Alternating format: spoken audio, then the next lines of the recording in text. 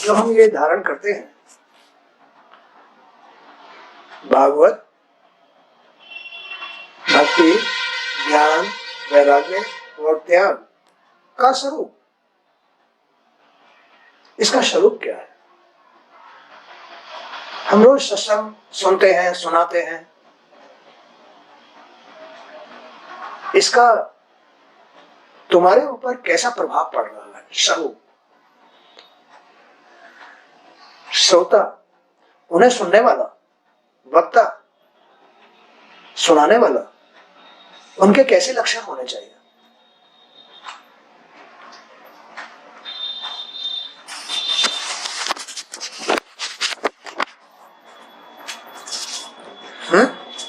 तो श्रीमद् भागवत का स्वरूप एक ही है।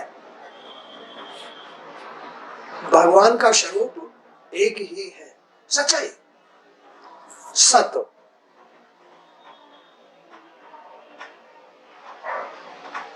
उसका एक ही प्रभाव है, सत्य।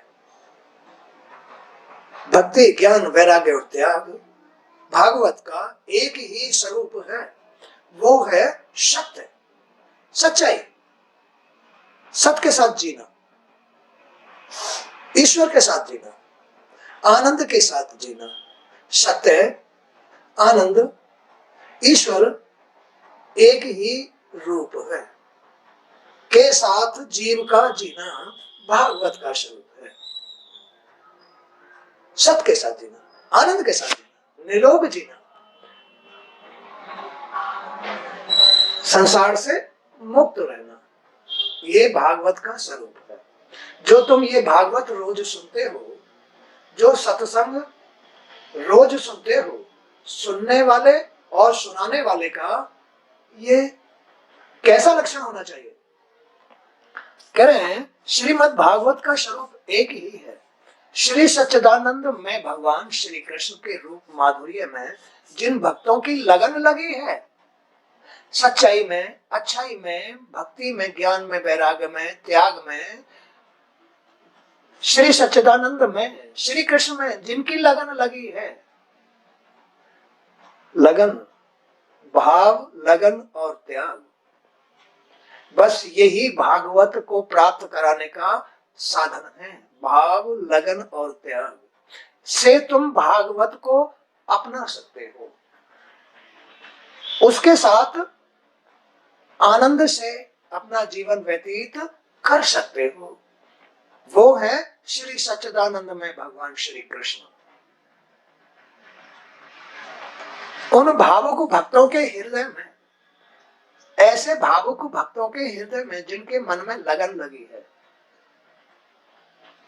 जिनके जी में लगन लगी है, जिनके मन में ऐसा भाव है जो भगवान के लिए, श्री सच्चिदानंद के लिए, आनंद के लिए, जो संसार को त्याग सकते हैं, उन भावुक भक्तों के हृदय में जो भगवान श्री कृष्ण के माधुर्य भाव को प्रकट करता है और उनके माधुर्य रस का आस्वादन कराने वाला वचन है, वही श्रीमद् भागवत है।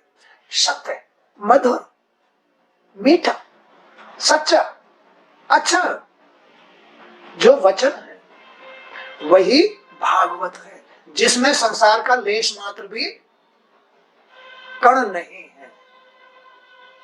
जो भगवान स्वरूप शब्द हैं, सच्चे, अच्छे, मीठे, मधुर, जो भगवान को अच्छे लगते हैं, वही भागवत है, वही तुम्हारा भगवान में रूप है। जी का भागवत स्वरूप रूप है। श्रीमद् भागवत अनंत अक्षर स्वरूप है। श्रीमद् भागवत अनंत अक्षर स्वरूप है। भागवत के जो शब्द हैं वो अनंत अक्षर हैं, अनंत जिनका कोई अनंत अंत नहीं है, वो सत्य स्वरूप है भागवत के। वही भागवत के शब्द अगर तुम्हारे मुख से निकलने शुरू हो जाए तो तुम्हारे माता पिता खुश, तो तुम्हारा जी आनंदित, तो तुम्हारा जी अपने वास्तविक रूप में है। श्रीमद् भागवत का एक एक शब्द, एक एक अक्षर अनंत है। अनंत मीन्स ईश्वर में है, सच्चा है। इस ब्रह्मांड के लिए, इस ब्रह्मांड में जीव के लिए एक एक अक्षर अक्षय है।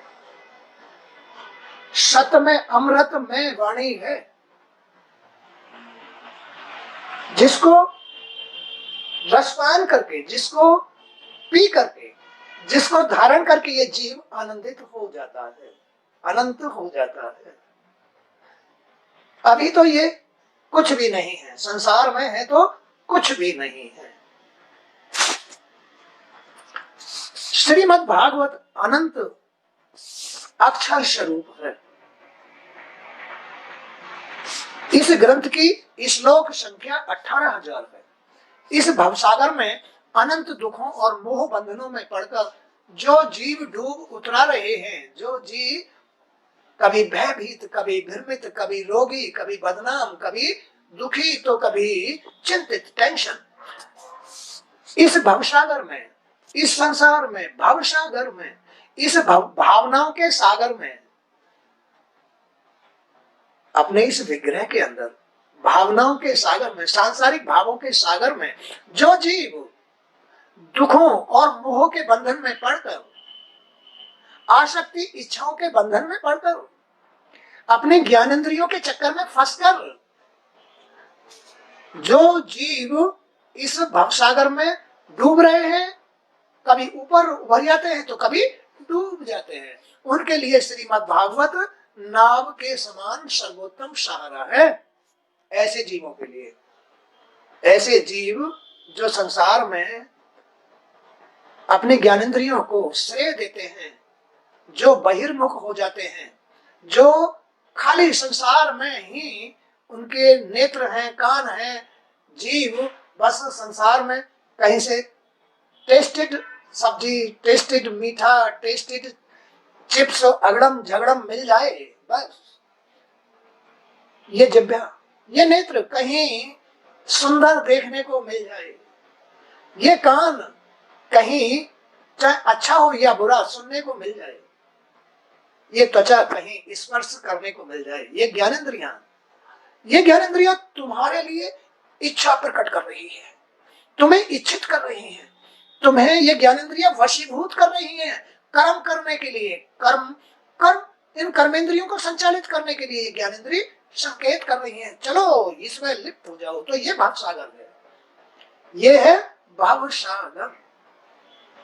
तो इस भावनाओं के, सांसारिक भावनाओं के सागर में जो जीव कभी डूब रहे हैं, कभी उभर रहे हैं, कभी दुखी हो रहे हैं, कभी रोगी हो रहे हैं, कभी टेंशन में हो रहे हैं, कभी चिंतित हो रहे हैं, उन जीवों के लिए ये भागवत नाव के समान सर्वोत्तम सहारा है। नाव के समान, जैसे नाव नदी से पार कर देती है, ऐसे ही ये भागवत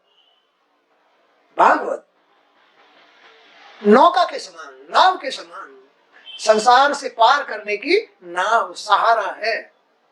भगवान श्री कृष्ण की इस कथा का आश्रय लेने वाले श्रोता, जो रसिक, जो जीव जिनके अंदर भाव, लगन, त्याग से भागवत का चस्का लग गया है, जिनके भाव में, जिनके जी में लगन, मन में भाव और त्याग आ गया है, इस भागवत के लिए संसार से ये व्यक्ति आ गई है, उन जीवों के श्री कृष्ण की इस कथा का आश्रय लेने वाले श्रोताओं का वर्ग दो प्रकार का होता है। कौन कौन सा? एक प्रवर, एक अवर। प्रवर उत्तम श्रेणी, अवर अधम श्रेणी। प्रवर अर्थात उत्तम श्रोताओं में चातक, उत्तम श्रोताओं में जो उत्तम श्रोता, जो जीव उत्तम होते हैं, जो वास्तव में सच्ची लगन, भाव और त्याग से भागवत सुनते हैं, सच्चे मन से भागवत सुनते हैं, वो चातक, हंस, शुक और मीन के समान होते हैं। किसके? चातक। चातक जो पक्षी होता है, वो जब बरसात होती है तो अर्श का ही जल ग्रहण करता है। अर्श आसमान का, नीचे से कभी भी वो उठा करके जल की एक बूंद नहीं पीता है, चातक। तो ऐसे ही चातक समान जो श्रोतागण है, चातक समान, वो बुरी बात कहीं भी नहीं सुनेंगे, कहीं से भी एक पानी की बूंद, एक भी शब्द अपने कानों में बुरा नहीं आने देंगे। वो अर्श की माने सच्ची बात ही सुनेगा। वो चातक समान होता है श्रोता। हंस समान, हंस समान, हंस केवल दूध का ही सेवन करता है। हंस, अगर तुम दूध में पानी मिला दो तो हंस दूध में मिले हुए पानी को छोड़ देगा और दूध पी जाएगा। ऐसे ही जो भागवत रसिक श्रोतागण हैं वो चातक समान होते हैं, हंस समान होते हैं। बुरी बातों को, भले ही संसार में अच्छी बुरी दोनों प्रकार की बातें मिलती है, हंस के समान बुरी बातों को वही छोड़ देगा, अच्छी बातों को ग्रहण कर लेगा। जो सच्चा श्रोता है, जो सच्चे मन से भागवत सुनता है, बुरी बातों को वही छोड़ देगा, अच्छी बातों को ग्रहण करेगा, हंस के समान। मीन, शुक, शुक, शुक माने तोता। तोता, तोता जैसे वृक्ष पर बैठ जाता है और अपनी भूख मिटाता है। कौन? तोता। तो वो मीठे मीठे फल ही खाता है, कभी भी अन्य फलों को नहीं टच करेगा। ऐसे ही जो उत्तम श्रेणी के, प्रवर श्रेणी के जो श्रोता होते हैं, प्रवर श्रेणी के जो श्रोता होते हैं, वो मीठी मीठी बात ही, सच्ची सच्ची बात ही, अच्छी अच्छी बात ही ग्रहण करेगा। तोता की तरह मीठे फल ही खाएगा।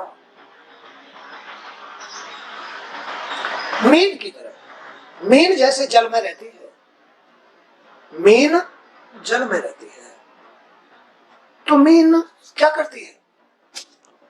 कभी भी मीन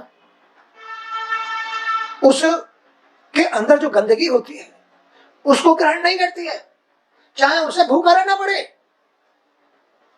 मछली जल में रह करके जल के अंदर किसी भी गंदगी को, कीड़े मकोड़े को नहीं ग्रहण करती है, चाहे उसे कभी तक भी रहना पड़े। जब कोई उसे जल में चुग्गा डालेगा तो ही ग्रहण करेगी, अन्यथा ग्रहण नहीं करेगी। बहुत सारे लोग मछली चुगाने जाते हैं, उसका बहुत बड़ा पुण्य होता है। क्यों? क्योंकि वो जल में रह रही है, भूखी है, जल में रह रही है, भूखी है, इसलिए लोग बाग मछली चुगाते हैं। तो जो अच्छे श्रोतागण हैं उनका लक्षण कैसा होता है? चातक समान, हंस समान, शुक समान, मीन समान। वो बुराई को ग्रहण नहीं करते, अमल नहीं करते हैं। वो भागवत का एक एक अक्षर हंस की तरह, शुक की तरह, चातक की तरह, मीन की तरह लगन से, भाव से, त्याग से ग्रहण करता है। वो है उत्तम श्रेणी का श्रोता। अभी मैंने भागवत की विशेषता बतलाई, उत्तम श्रेणी श्रोता की विशेषता बतलाई। ऐसा होना चाहिए श्रोता। आवारा जो बेढंगे लोग होते हैं उनके लिए ये भागवत कुछ भी नहीं है, वो खुद ही ऐसे हैं, तो वो भागवत कहां से ग्रहण करेंगे? भगवान को, सच्चाई को कहां से ग्रहण करेंगे? जो सच्चाई के रसिक होते हैं वही उत्तम श्रेणी के रसिक होते हैं, हंस की तरह, चातक की तरह, जो बुराई को ग्रहण न करके अच्छाई को ही ग्रहण करते हैं। वही भगवान स्वरूप हो जाते हैं, वही आत्मा राम हो जाते हैं, वही श्री सच्चिदानंद स्वरूप हो जाते हैं, वही आत्मा को प्राप्त कर पाते हैं सच्चाई के साथ। सत्संग में बैठ जाने का अर्थ ये नहीं है कि तुम्हारा मन कहीं घूम रहा है और कानों से खाली ये बातें भागवत सुन रहे हो, ये बातें सुन रहे हो, और ध्यान कहीं मन कहीं, तो वो उत्तम श्रेणी का श्रोता नहीं है।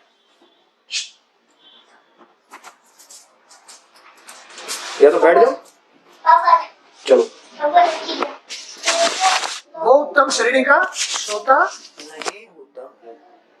अब बात आती है अधम श्रेणी का श्रोता कैसा होता है। ये तो उत्तम श्रेणी के श्रोता के लक्षण बता दिए।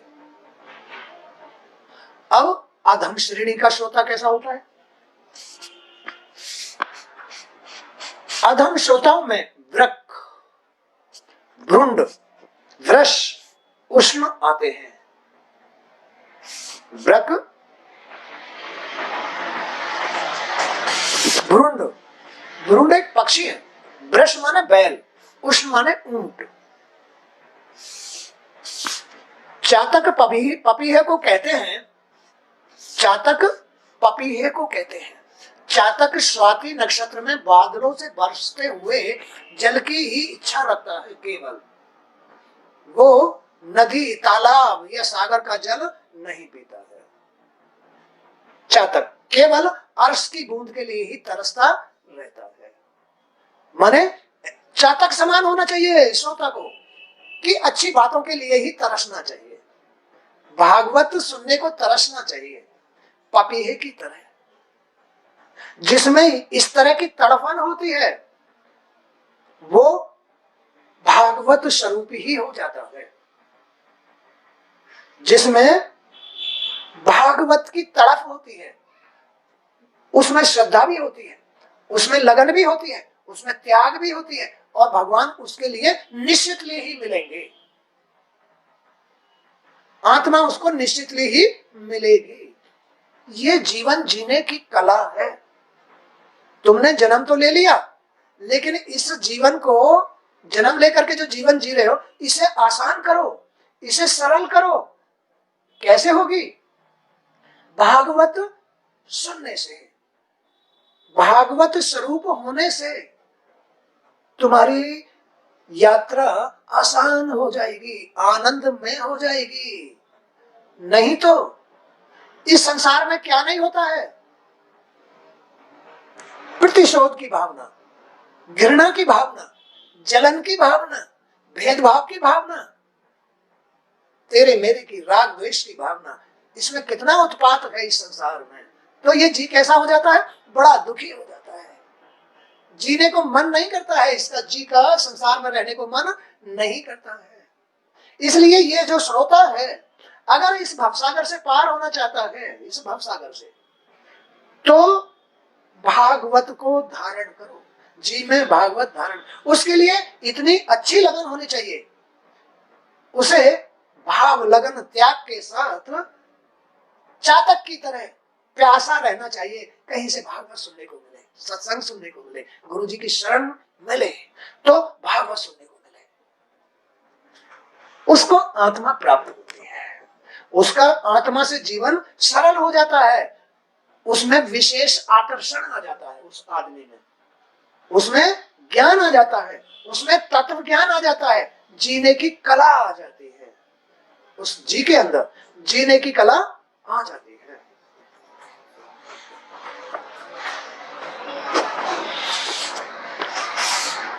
उसी प्रकार जो श्रोता सब कुछ छोड़कर केवल श्री कृष्ण संबंधी चर्चाओं का ही श्रवण करता है, वह चातक श्रोता कहलाता है। सब कुछ छोड़ करके सुबह उठेगा, भगवान के लिए तैयार होगा, और फिर आसन बिछा करके भागवत पढ़ेगा। कहीं सुनने को भी नहीं मिल रही है तो भागवत पढ़ेगा। उसी प्रकार जो श्रोता सब कुछ छोड़ करके श्री कृष्ण संबंधी चर्चाओं का ही श्रवण करता है, वह चातक समान श्रोता हो जाता है। हंस दूध में से जल को अलग करके केवल दूध का ही पान करता है, उसी प्रकार का जो श्रोता अनेक शास्त्रों का श्रवण करके भी उसमें से सार तत्व को ही ग्रहण करता है, वह हंस समान श्रोता कहलाता है। हंस समान अनेक शास्त्रों को उसका अध्ययन करके उनमें से जो अपना सार तत्व निकाल लेता है, आनंद निकाल लेता है, सच्चाई निकाल लेता है, नियम निकाल लेता है, धर्म निकाल लेता है, वो ही हंस समान श्रोता कहलाता है।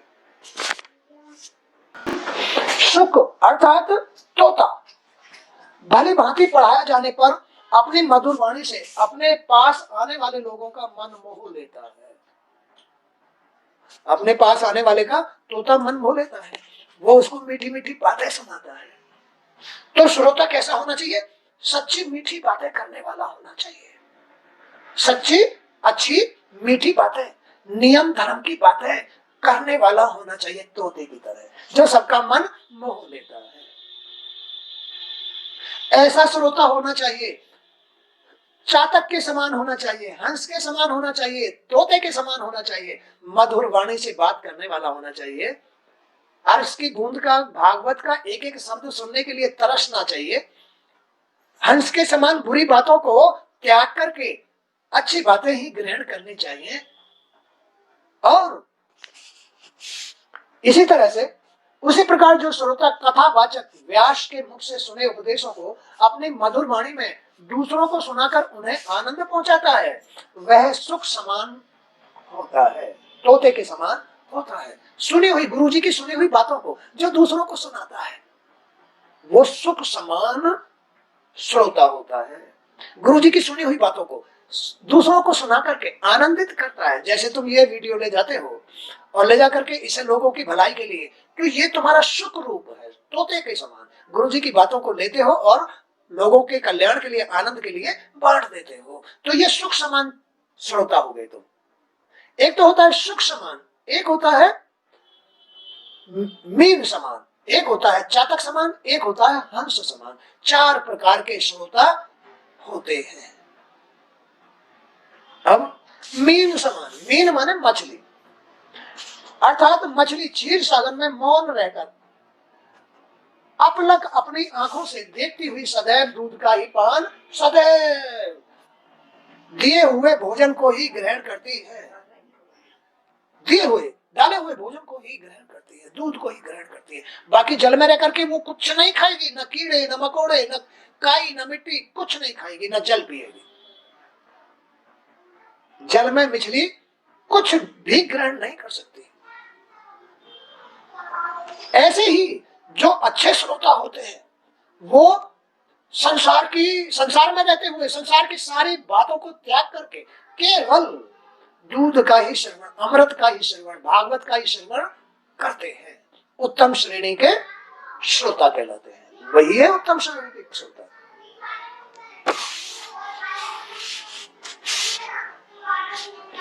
तो जो श्रोता उस मछली की भांति निर्निमेष नेत्रों से कथावाचक को देखता हुआ कथा रस का पान करता रहता है और मुंह से एक शब्द भी नहीं बोलता, ऐसा श्रोता मीन कहलाता है। जैसे गुरु जी यहाँ भागवत सुना रहे हैं, यहाँ कोई आया चिल्लाता हुआ, शरारत करता हुआ, ये बच्चों में आदत होती है, ये अच्छे श्रोता नहीं है।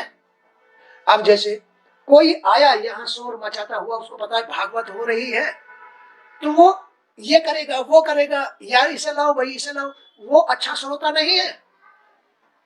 अच्छा श्रोता वही कहलाता है जो भागवत में जरा भी कानो कान किसी को आवाज नहीं करता है, आके चुपचाप बैठ जाता है, क्योंकि इससे भगवान दूर हो जाता है। भागवत का अनादर होता है, सच्चाई का अनादर होता है। भागवत सुनने के लिए तुरंत पहले ही आके बैठ जाओ, वो उत्तम श्रेणी का श्रोता, उससे भगवान बहुत खुश होता है। पहले ही आके बैठ गया, उसके अंदर भाव लगन और त्याग होते हैं। जो पहले ही भागवत सुनने के लिए बैठ जाते हैं उनको भगवान प्राप्त होते हैं। वो उत्तम, जितना उत्तम होगा उतना जल्दी और अपनी आत्मा को प्राप्त कर जाएगा, ईश्वर को प्राप्त कर जाएगा, जो इस संसार रूपी भवसागर से पार हो जाएगा। भागवत भगवान का रूप है, नाव का रूप है, भगवान ही उस जीव की नाव है, भगवान ही, भागवत ही जीव की नाव है। भागवत सच्चाई है, आनंद है, सरलता है, सभ्यता है, इससे ही इस भवसागर से आदमी पार हो सकता है। नहीं तो बहुत सारे असभ्य लोग घूम रहे हैं जो माँ बापों को गाली देते हैं, जो माँ बाप को प्रताड़ित करते हैं, जो माँ बापों को कष्ट देते हैं, पाखंडी हैं, ढोंगी हैं, स्वार्थी हैं, लोभी हैं, घूम रहे हैं संसार में, टक्कर खाते, भटकते घूम रहे हैं। वो संसार में ही डूब जाते हैं, क्या ले जाएगा कोई।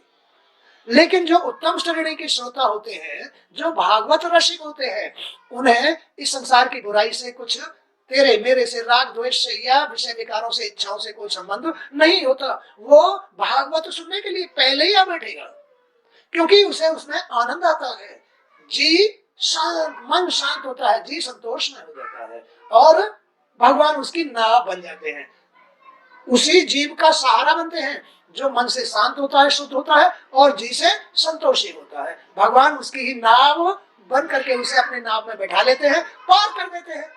अधम अधम श्रोताओं में ब्रक, भेड़िया, ब्रक कहते हैं भेड़िया, अधम श्रोताओं में ब्रक माने भेड़िया। भेड़िया जैसे वन के भीतर बंसी की मधुर धुन सुनने वालों मृगों को अपनी कर्कश आवाज से भयभीत कर देता है, वो श्रोता ब्रक रूप होते हैं। ब्रक माने भेड़िया, भेड़िए के समान होते हैं। जैसे जंगल में भेड़िया अपनी तीखी कड़वी आवाज से पक्षियों को, मोरों को या हिरणों को बेचैन कर देते हैं, वैसे ही ये अधम प्रकार के जो श्रोता होते हैं, ये शांति को भंग करते हैं, सच्चाई को भंग करते हैं, आनंद को भंग करते हैं। वैसे ही कथा श्रवण के समय रसिक श्रोताओं की एकाग्रता को मूर्ख श्रोता बीच बीच में बोलकर भंग कर देता है। मूर्ख जो श्रोता होते हैं, शोर मचा करके, ये मूर्ख श्रोता होते हैं, अधम श्रोता होते हैं, जिनमें भाव लगन त्याग नहीं होता। वो ब्रक टाइप, भेड़िए समान, जो भागवत को उसका प्रभाव नहीं रखते, ऐसे श्रोता को ब्रक कहा जाता है। हिमालय के शिखर पर भ्रुंड नामक एक पक्षी पाया जाता है। भ्रुंड, एक भ्रुंड पक्षी होता है। वह किसी के उपदेशों को सुनकर उनको अपनी बोली में ज्यों का त्यों बोला करता है। कहीं से किसी की आवाज सुन ली, वैसे ही बोल के सुना दी, वो भ्रुंड टाइप का होता है। भ्रुंड एक ऐसा पक्षी है जो कि त्यों आवाज को कैच करता है और रिपीट कर देता है, भ्रुंड पक्षी। ऐसा ही अधम श्रेणी का श्रोता खुद तो अच्छा होता नहीं है, खुद तो बद चलन होता है और कहीं से सुन सुना करके अच्छी बातें किया करता है, वो भ्रुंड टाइप का श्रोता होता है। बैल माने ब्रश, अर्थात बैल की यह आदत होती है कि उसके सामने यदि मीठे अंगूर भी रख दिए जाएं और कड़वी खाली भी, तो वह दोनों को एक साथ मानकर ही जुगाली करता है। जो बैल होता है, बैल को चारे में, भूसे में और अंगूरों में कोई अंतर नहीं होता है। बैल तो अंगूर डाल दो तो भी उन्हें जो है चारे की तरह खा जाएगा, उसको ये पता नहीं कि ये अंगूर है। ब्रश, ऐसे ही जो ब्रश समान श्रोता होते हैं, उनको भागवत और संसार का कोई अता पता नहीं होता है। वो तो यहां भी शोर मचाएंगे, भागवत में डिस्टर्बेंस करेंगे और उन्हें अच्छे बुरे का कोई भी ज्ञान नहीं होता है। वो ब्रक टाइप, ब्रश टाइप श्रोता होते हैं, अच्छाई बुराई का कोई ज्ञान नहीं होता, ब्रश टाइप होते हैं, बैल समान होते हैं। उष्ण अर्थात ऊंट की यह प्रवृत्ति होती है कि वह आम के मीठे रस को छोड़कर नीम की पत्तियां चबाना अधिक पसंद करता है। ऊंट का ये स्वभाव होता है। ऐसे ही ऊंट समान जो श्रोता होते हैं, ऊंट समान जो श्रोता होते हैं, वो अच्छी बातें तो ग्रहण करते नहीं है, कड़वी बातें करेंगे, कड़वी बातें सुनेंगे, उनमें ही उनको आनंद आता है। वो ऊंट समान होते हैं, उनका जीवन ऊंट की तरह ही होता है, ऊंट की तरह ही जीता है। वो ऊंट जैसे उनको अगर आम डाल दिया जाए, आम खिलाया जाए, आम नहीं खाएंगे। घर में भागवत हो रही हो, भागवत नहीं सुनेंगे, कड़वी पत्ती खाने के लिए चले जाएंगे, कड़वी बातें सुनेंगे, बुरी बातें सुनेंगे, उनमें आनंद लेंगे। तो वो ऊंट के समान श्रोता होते हैं, जिनके ऊपर भागवत का कोई असर नहीं होता है, अच्छाई का असर नहीं होता, ऊंट समान होते हैं। कड़वी पत्तियां ही जीवन बिगाड़ने वाली ही बातें सुनेंगे, जीवन बिगाड़ने वाला ही जीवन जिएंगे। वही अच्छा लगता है उनको। ऊंट समान होते हैं, बैल समान होते हैं, उष्ण समान होते हैं, वृष समान होते हैं और भ्रुंड समान ऐसे श्रोता गण होते हैं जो भागवत में भेद डालते हैं, जो भागवत में भेद माने कि वहां डिस्टरबेंस पैदा करते हैं कि यहां से भगवान चला जाए। जिस घर में भागवत हो रही है या जो अपने घर में भागवत सुन रहा है, ऐसे भ्रुंड टाइप लोग, उष्ण टाइप लोग, भ्रष्ट टाइप लोग, ये उसके आनंद को भंग करते हैं, उसे भयभीत करते हैं। ऐसे लोग उष्ण टाइप होते हैं, भ्रष्ट टाइप होते हैं, भ्रूण टाइप होते हैं, उल्लू टाइप होते हैं, जो किसी के आनंद को भंग करते हैं। वो भागवत पुरुष नहीं, भागवत श्रोता नहीं होते। वो तो इस टाइप के लोग होते हैं। और जो भागवत श्रोता होते हैं वो मैंने तुम्हें बताया हंस रूप होते हैं, चातक रूप होते हैं, शुक रूप होते हैं, मीन रूप होते हैं। ऐसे श्रोता आत्मा को प्राप्त करते हैं। और जो ये वृष, उष्ण और भ्रूण टाइप के जो श्रोता होते हैं वो भागवत में भेद डालते हैं, उनको मंजिल नहीं मिलती है, वो भवसागर से पार नहीं होते हैं, वो तो डूबने के लिए पैदा हुए हैं। ऐसी है ये लीला। अब आगे तो उष्ण अर्थात ऊंट की यह प्रवृत्ति होती है कि वह आम के मीठे रस को छोड़कर नीम की पत्तियां ही चबाना अधिक पसंद करता है। वैसे ही जो श्रोता भगवान की मधुर वाणी अथवा उनकी माधुर्य कथा लीला को छोड़कर उसके विपरीत संसारी बातों में ही रमता रहता है और उन्हीं में रस लेता है, वह ऊंट के समान कहलाता है। इन भेदों में अतिरिक्त भी भ्रमर, गधा आदि बहुत से भेद श्रोताओं के किए गए हैं। भ्रमर सदैव रसपान ही करता है, उसे भगवान की लीला कथाओं में रस मिलता है। ऐसे भ्रमर श्रोता उत्तम होते हैं। जैसे भ्रमर फूल के ऊपर मंडराता रहता है, भर भर भर भर भर करता रहता है, ऐसे ही जो उत्तम श्रेणी के श्रोता होते हैं भागवत के लिए भ्रमराते रहते हैं। कहीं भागवत मिल जाए, अरे आजकल भागवत नहीं हो रही, खुद ही पढ़ने को बैठ जाते हैं। कहीं भागवत हो रही है, जाके बैठ जाते हैं शांत। उनको भागवत सुनने की चसक होती है, आनंद, भागवत में आनंद, सच्चाई में आनंद। अब बताओ कितने % ऐसे लोग हैं जो भागवत में आनंद लेते हैं? सब ऊंट समान, सब भ्रूण समान, बैल समान, जो भागवत में और भेद डालते हैं। ऐसा संसार हो गया है। तो इनकी गति कहां से होगी? तो फिर इनको भगवान आत्मा कहां से मिलेगी? तो फिर इनके लिए भगवान नाव बन के कहां से आएगा? सब कुछ अंदर ही है, अंदर ही छुपा है भगवान, जो नाव बन करके, उनका सहारा ज्ञान बन करके, उनका तत्व ज्ञान बन करके पार कर देता है। ज्ञान ही तो नाव है।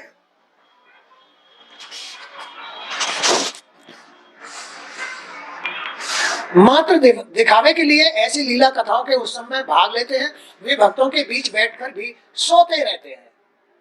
यहाँ आए झटके, मुंह बढ़ते रहेंगे, जवाई लेते रहेंगे। भक्तों के बीच में ये गधे लोग होते हैं, मुंह फाड़ते रहेंगे, झपकी लेते रहेंगे। ये भागवत पुरुष नहीं होते। भागवत पुरुष तो शांत मन से,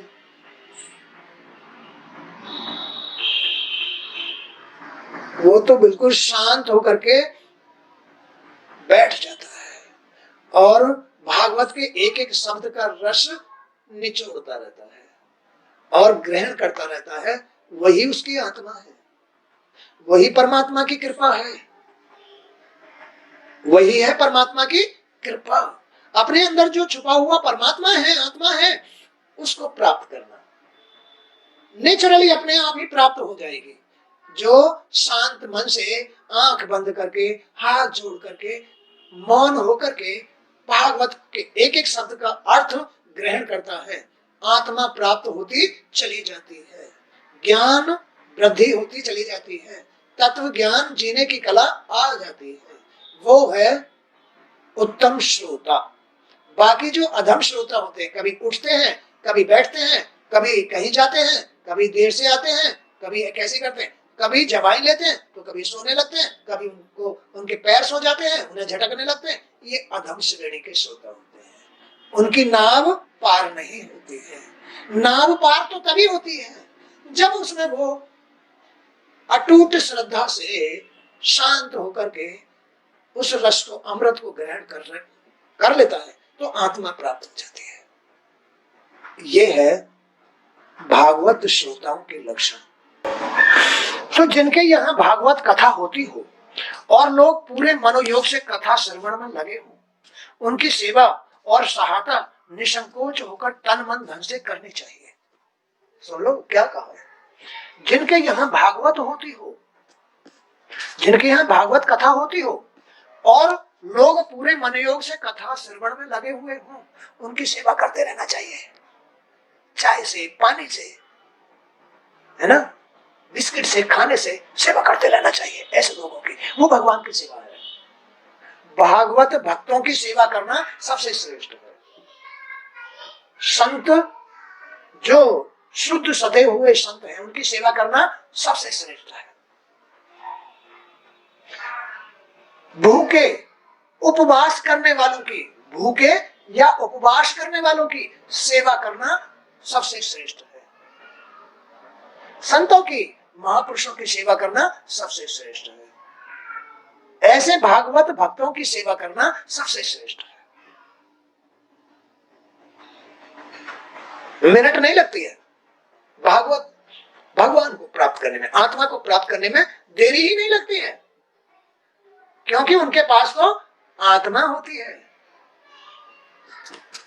उनकी सेवा और सहायता निसंकोच होकर तन मन धन से करनी चाहिए। उनकी सेवा करने से भी श्रीमद् भागवत सेवन का पुण्य प्राप्त होता है। कामना दो ही चीजों की करनी चाहिए, श्री कृष्ण के सानिध्य की या फिर धन की। आदमी को इस जीवन में दो ही चीजों की जरूरत है। किस किस की? या तो भगवान की, अपनी आत्मा की, या फिर धन की। धन, आदमी को धन कमाने का अर्थ ये नहीं है कि ऐशो आराम पर खर्च करो, नहीं, उससे पुण्य कमाओ, भूखों को अन्न खिलाओ, कहीं मंदिर बनवाओ, अपने बच्चों को खिलाओ, पेट में अन्न डालो, उनके वस्त्र दो, उनको पढ़ाने में लगाओ। इतना धन कमाओ कि तुम भूखे ना रहो, कोई आने जाने वाला भी भूखा ना रहे, इतना धन जरूर कमाओ। दो ही प्रकार की इच्छा होनी चाहिए, या तो भगवान को कमाने की या फिर साधन जुटाने के लिए धन की, ना, साधन जुटाने के लिए धन की। तो कामना दो ही चीजों की करनी चाहिए, श्री कृष्ण के सानिध्य की या फिर धन की। धन का साथ कुछ समय का होता है, लेकिन श्री कृष्ण का साथ तो हमेशा के लिए होता है। उससे क्षणिक सुख सुविधा अवश्य प्राप्त होती है, किससे? धन से। परंतु भगवान श्री कृष्ण का सखा भाव प्राप्त होने से तो तीनों लोग स्थायी रूप से सिद्ध हो जाते हैं आत्मा को प्राप्त करने से। वो स्थायी सुख है, जन्म जन्मांतर का सुख है, वो मुक्ति का द्वार है, वो तुम्हारे इस भवसागर से पार करने की नाव है।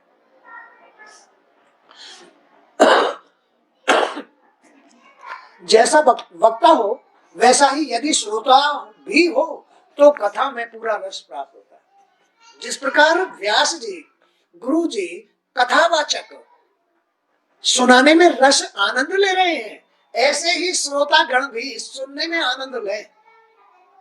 वाह, तो आनंद ही आनंद है। सुख की निरंतर वृद्धि होती रहती है।